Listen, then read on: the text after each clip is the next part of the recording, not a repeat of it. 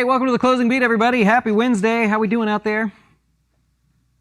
Hope you're having a good day. We've got a lot to talk about today. What an interesting day in general to be wrapped around the markets. I probably won't get to everything, so what I'll do is I'll just go through everything.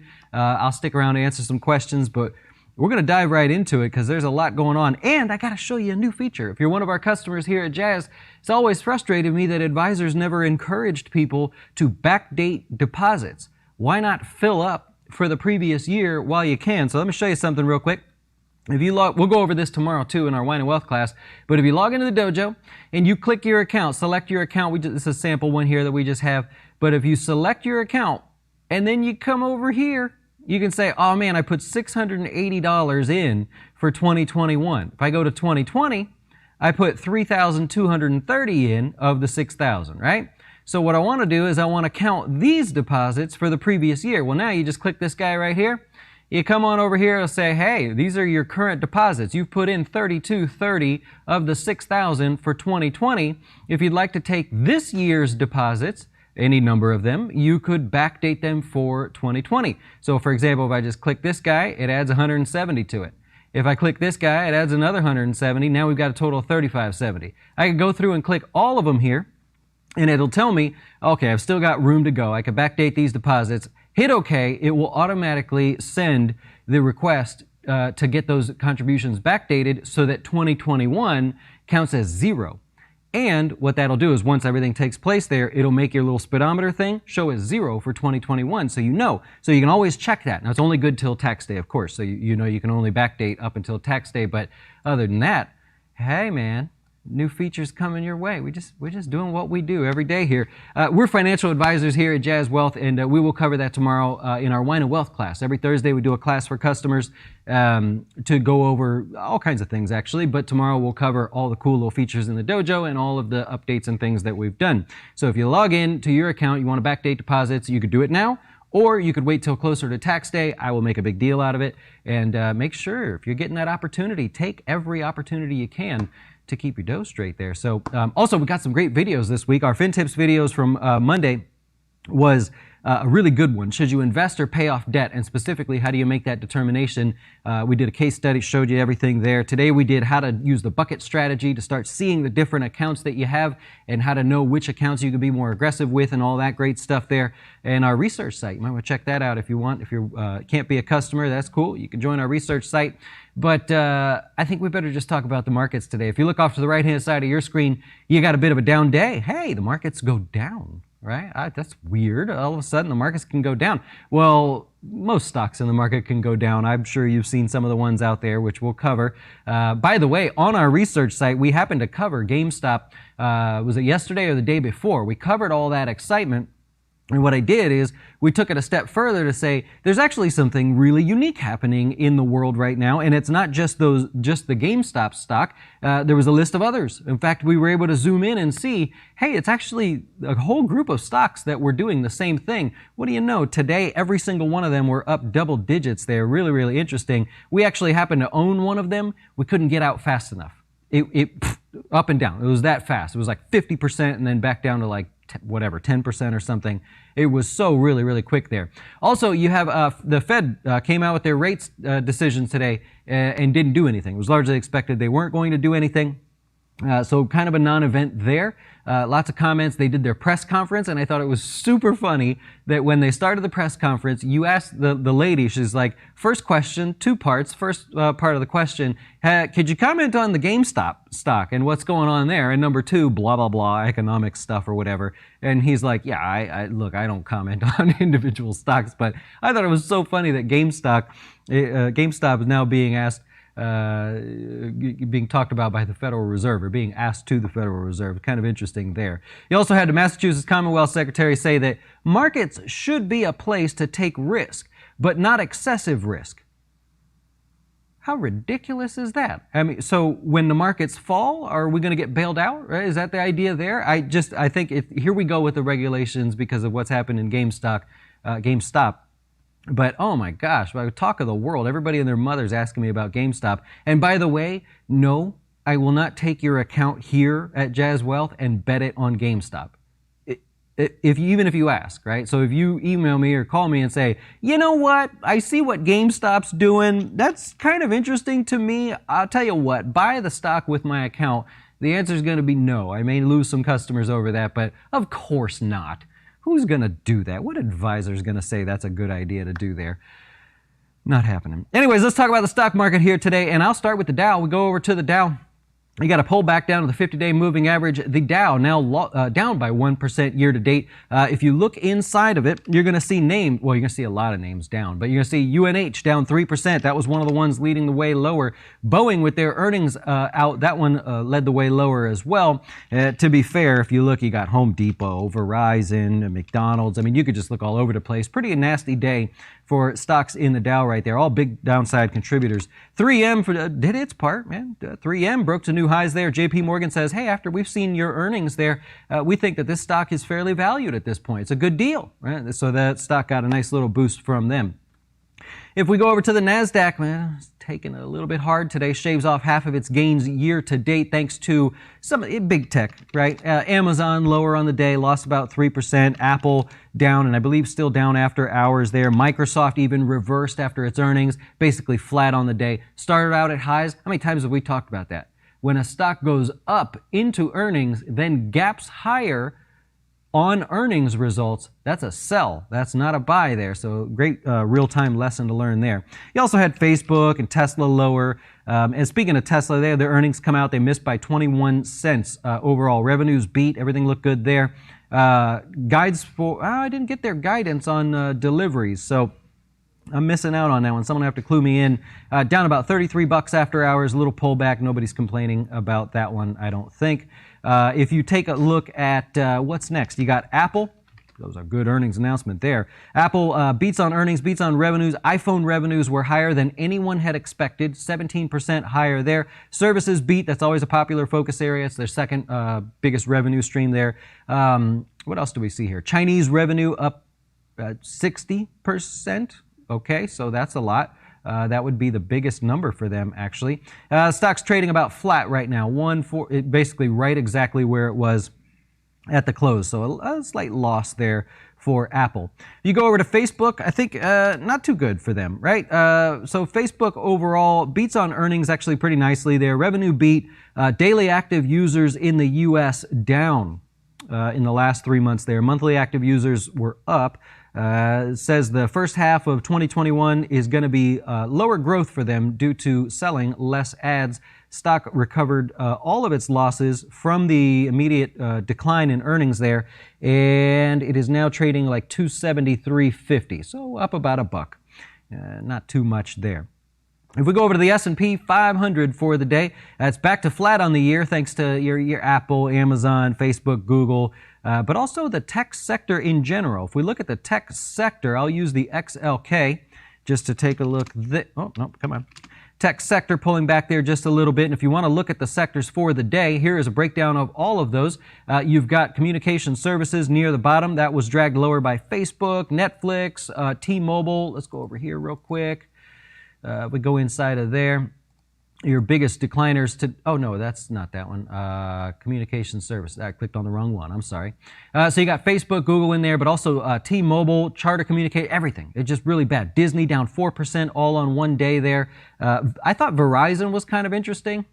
If you're looking for pullbacks here, Verizon, kind of an extended decline today. Breaks all technical support there. Big volume push to the downside. You're around $55 now. I don't know. I kind of feel like within this dollar range, 54 to 55, that's a decent discount there in the short term. I can't tell you what to do, but I thought that was kind of interesting. If you look today, if we go into consumer discretionary, here we go. Consumer discretionary, your biggest gainers were those that had, your biggest losers were those that had taken had the biggest gains overall. So if we go over here, look at the biggest losers for the day, things like limited brands, or L brands is how you say it there. There's a bad tick on the chart, but you've got basically a strong move here on L brands going through the end of last summer. Those types of names that had the biggest gains, those were your biggest losers today if you are looking in that sector. You got retail.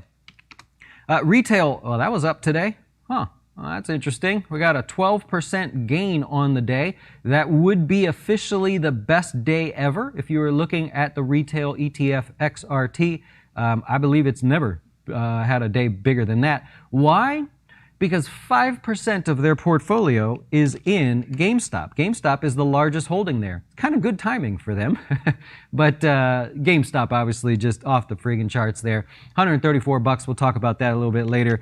Also solar pulling back there just a little bit. President Joe Biden suspends all oil and gas drilling. We talked about that the other day, that he was working on that. He also is working on a $2 trillion climate change plan. That was not enough. Lots of money being spent on wind. Which if you look at the FAN, even that was lower on the day, even despite a potentially $2 trillion coming their way there. And lastly, if you look at industrials are still lower on the day. But, you know, some of the airlines looked okay. American Airlines up 6% on the day. Let me just point out real quick over here. Earnings coming up. So we covered American Airlines already. There's also JetBlue, Southwest. These are all the earnings coming out for tomorrow. That'll include all the earnings, airlines earnings there. You also have T. Rowe Price. Remember, that's one of the more relative strength stocks in the financial sector. Sherwin-Williams, a good indicator of the home building sector, home remodeling and everything. And then you have Pulte Homes and somebody else in that space. I thought I saved it somewhere on this big old list here. I think you have another builder somewhere, maybe a smaller guy. Anyways, this is the list of them. Just a huge day of earnings coming out. I do want to point out MasterCard, Amazon will report after hours, so I sorted them by pre-market and after hours. Credit Acceptance Corporation, normally we wouldn't highlight that one, but that one will probably be in the news because the owner of this company, or the founder, the original founder, owns a decent chunk of GameStop.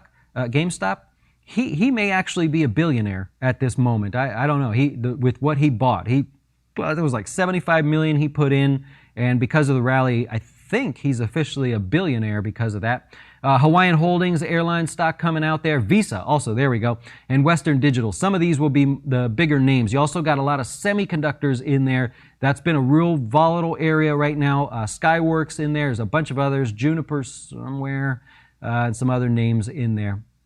You got defense plays like Northrop Grumman. You got a very, very busy day overall. McDonald's in the morning. Just, I mean, too much to go through, right? So just a huge list there. I don't even know where to start. But we'll cover all those there tomorrow. So anyways, all of that just to say the industrials showed a little bit of strength today. I liked American Airlines a little bit higher. And we talked about 3M also making new highs on the day.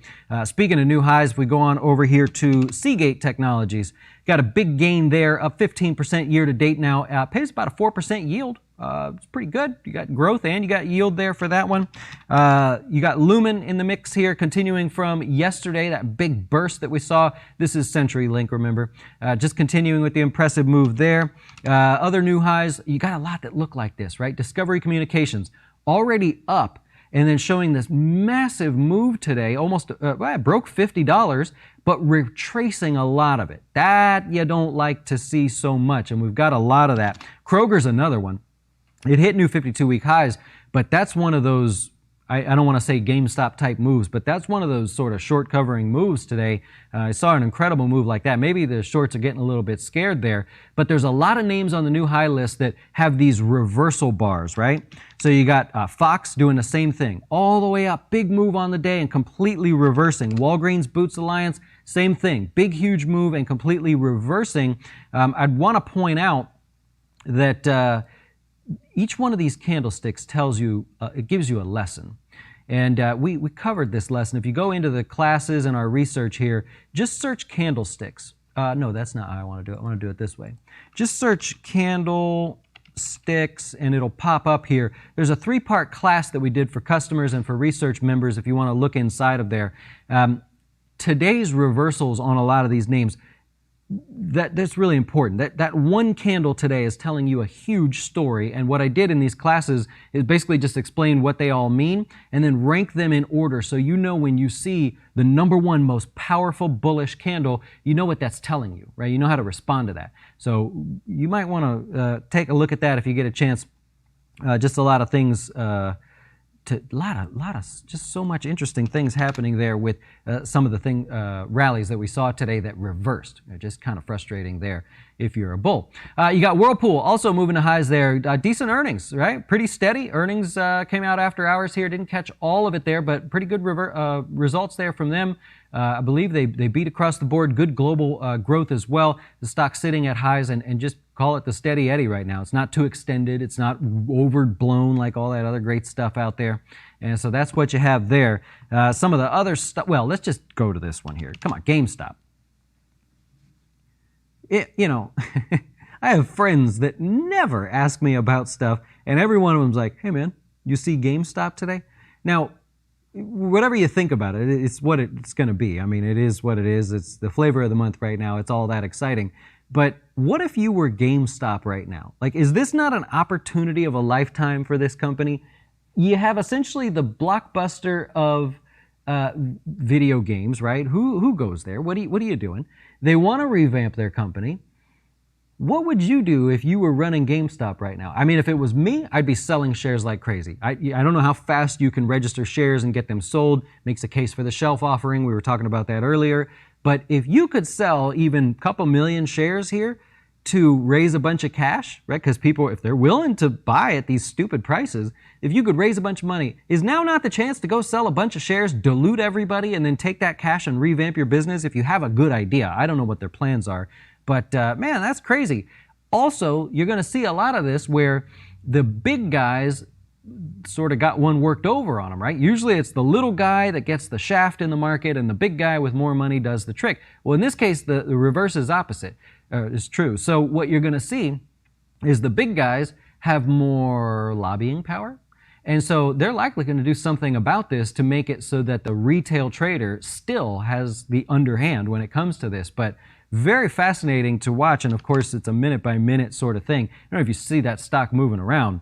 That is, jumping dollars at a moment's notice. All right, also you got Boeing there. Reported wider than expected loss. The reason for the stock being lower on the day. Walmart, another stock in the news. They are going to try to work on some of their fulfillment centers having more robots. Seems a little behind the game there, but that's what they're doing there. Plug Power has got the right idea. Plug Power is going to be selling $1.5 billion in a secondary offering because the stock is up, right? Take a hint, GameStop. That's what you guys should be doing. But Plug Power is going to be trying to raise another $1.5 billion, and they can because their stock has, quadrupled in the last couple weeks there, months. Looking good. Moving on over to Allstate there. They're going to sell their life insurance group to Blackstone for $2 billion, almost $3 billion, actually. And so they were in the news. And I think I did it, man. I got through a lot of that stuff I wanted to get through. After hours, while we were talking, Apple down just a touch. Tesla still down, now down about $27. And Facebook up by $5. Their earnings was mostly okay. They got a lot of that bad news out of the way with their ad revenue going forward, but largely being dissected as a buyable pullback for Facebook. So not too bad there. I love it. All right, I'll let the stream catch up and try to answer some of your questions here. Have I heard of Matt Levine? I don't think so. The exact same point for GameStop. Yeah. Oh, I mean, there's a lot of times where the general public disagrees with what a corporation does. But if you're running a company, you got to do what you got to do. So, come on. I bet you see something there with GameStop. Something's happening. They're going to come up with something. AMC was the next sort of flavor there. It's already down after hours. It was up 300% today, closed out about $20. It's trading around $15.90 at the moment. So that one's already starting to retrace a little bit.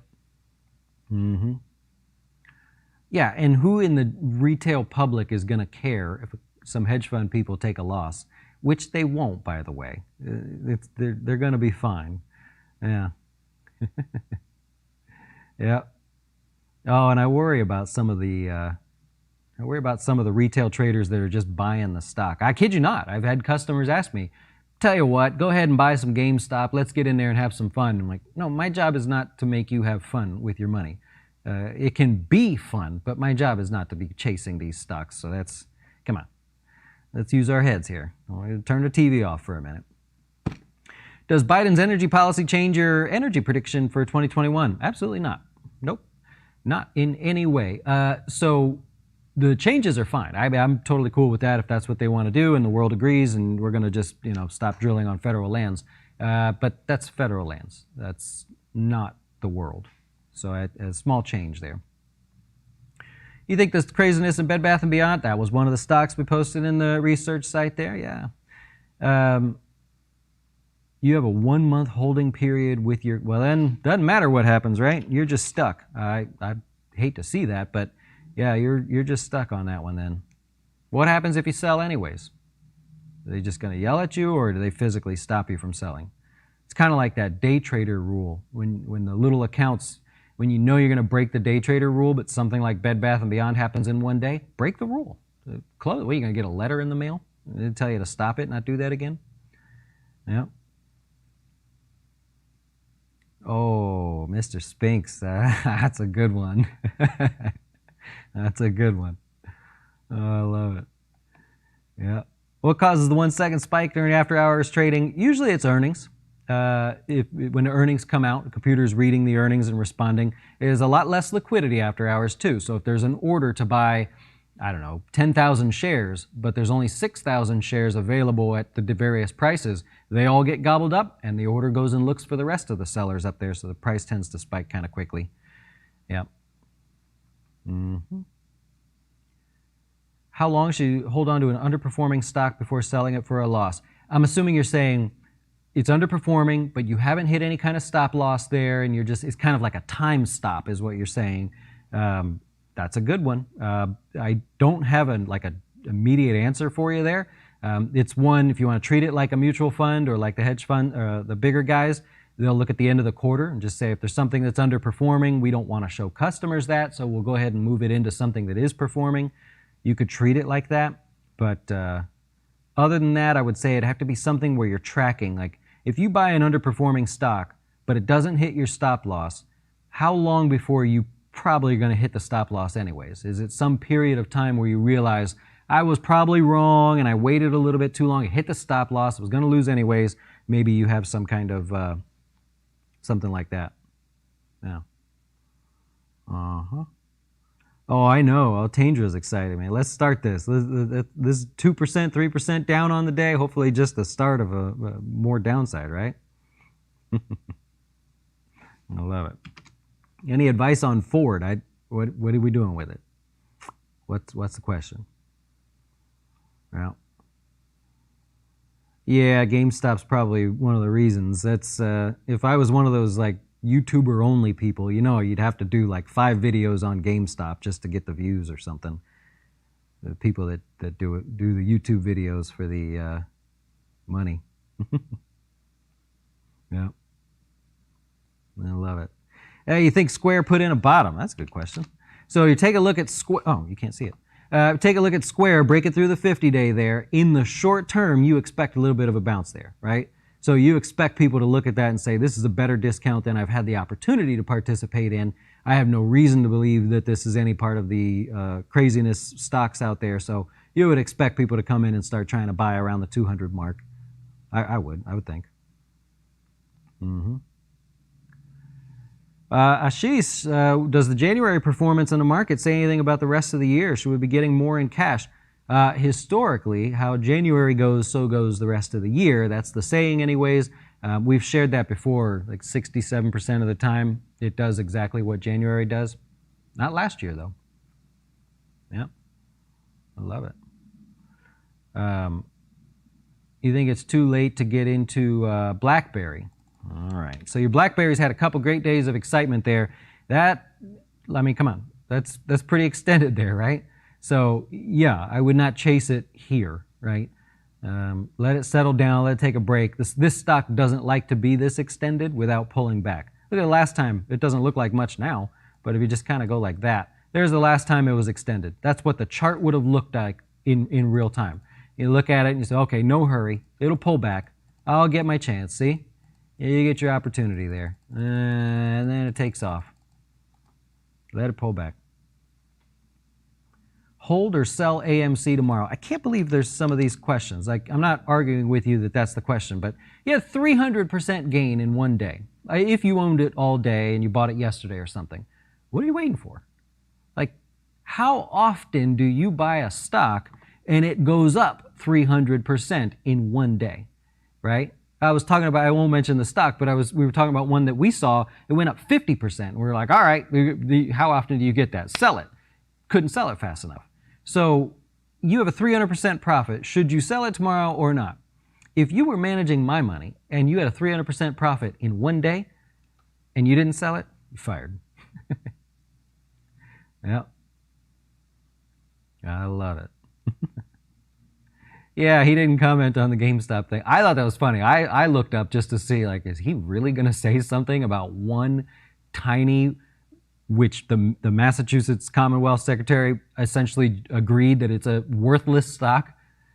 Oh, that was incredible. If you say people shouldn't take excessive risk and you're talking about GameStop, that means you think that the company is not worth anything near that, if anything at all. Yeah. And careful when you try to sell some of these stocks. They're not moving around a penny at a time. They're moving around dollars at a time. So you may think, hey, I got a nice profit. You go to try to sell and it's already skipped you and moved all the way down $2, $3. Just know what you're playing with. You're playing along there. That's, you're riding a bull. Yeah. Think you see a rebound in the S&P tomorrow? I don't think you see where we reverse everything. I don't think that's the case. You could have a little attempt at a bounce here and there, but there's no way I think we recover tomorrow. There's no news. There's nothing to be expected that says we should just fully recover 2% in one day, 2.5%. Nope. Yep.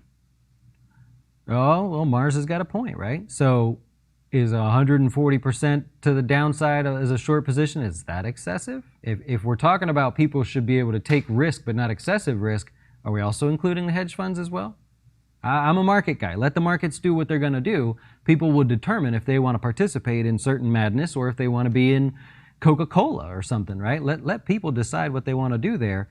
And sadly, there's going to be a lot of people that get stuck on names like GameStop or AMC or whatever, but that's the risk you take. You play in the game, play the game. Yeah. I love it. Oh boy. A question on Ford is, do you expect it to jump in any which direction regarding its earning? Yeah, I think it will jump in any which direction would be the answer there. Yeah. No, I don't know. As far as the response by investors on Ford, you would think that you're still in a sell on the report kind of event, right? Just because it's extended. And honestly, I don't know. I'm just saying, if you could have one way that you would prefer, you'd like for it to do nothing, earnings come out and it gaps down, right? That would be ideal. I think then in that case, there's a respectable reason to say, I missed Ford, I didn't get to be a part of that, but earnings came out, they're not that bad, stock was overpriced, and it reset somewhere. Okay, I could get on board with that. Yep. Yep. By the way, if you're looking for guidance on Apple, they do that on the conference call. They don't give guidance on the thing there. It'll be on the conference call. Yep. I love it. I got you guys all fired up, man. I think it's definitely going to be a debate, but at the end of the day, why is what's good for one person not good for the other? I get that there's suitability, I get all that great stuff, but if somebody wants to take $10 and go on Robinhood and buy GameStop, and they're willing to take that risk, why should you get in the way? Let them take the risk. If they don't know what they're doing, and even if the price of GameStop is well beyond any valuation it should ever even be close to, so what? If they want to take that risk, let them do it. People do it in Bitcoin all the time. People do it in oil futures. There used to be weather futures. You used to be able to bet on the weather. If that's what you want to do, go for it, right? What's the difference between that and betting on who wins the Super Bowl? It's a risk you want to take. If you think it's excessive, that's up to you. You don't buy $5,000 in lottery tickets unless you are someone who makes a lot of money. If you do, that's excessive, but good luck to you. You're allowed to buy that much in lottery tickets if you want to buy them. So I don't like the idea of more regulation here for things like this. Let it fade away. It'll go away after a while. We'll all get back to life. All right, there you go. I got you fired up. Some are going to agree, some are going to disagree. That's what makes a great market, right? Someone has to disagree with every decision that you agree with, and that's fair. Anyways, enjoy the rest of your day, and we'll be talking to you tomorrow. We'll do this all over again, and I appreciate all the support. See you.